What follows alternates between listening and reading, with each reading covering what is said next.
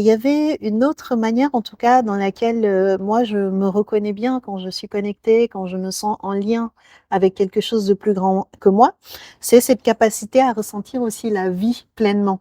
On en parlait ce matin. Lorsqu'on est capable de voir un coucher de soleil avec dans toute sa dimension, avec toute sa beauté, Mhm. de regarder une feuille et de voir toute sa dimension aussi de beauté, toute sa présence et voilà. Donc ça, c'est une clé, en tout cas une compréhension pour moi de quand je me sens pleinement spirituelle, tout Mhm. simplement. Alors, tu as utilisé le bon mot, Shakti, c'est présence. Mm. C'est être présent dans ce qu'on fait. C'est vrai que la vie moderne est très rapide. Il devient de plus en plus difficile d'être présent à ce qu'on fait.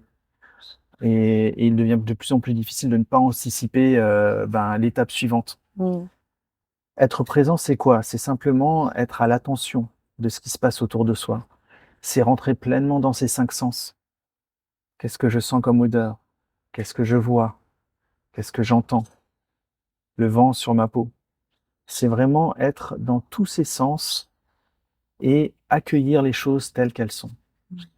Tu parlais du soleil et ce matin, effectivement, j'étais vraiment en pleine conscience, assis à regarder au travers des arbres le soleil se lever et je sentais pleinement toute la vie s'éveiller, les oiseaux qui commençaient à chanter dès le premier rayon de soleil et je ressentais à l'intérieur profondément la vie s'éveiller, la vie qui était endormie pendant la nuit, une certaine partie de la vie, puisqu'une autre s'éveille la nuit, et toute cette vie qui montait, et je faisais partie de cette vie. Mm.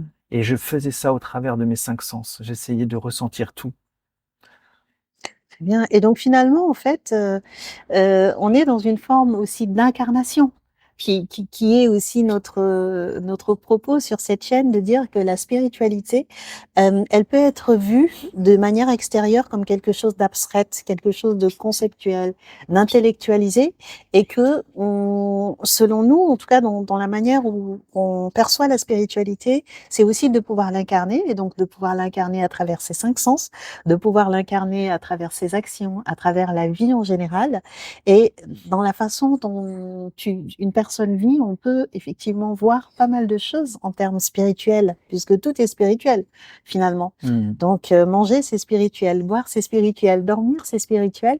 Et donc voilà, cette pleine incarnation de la vie est pour moi une forme de spiritualité.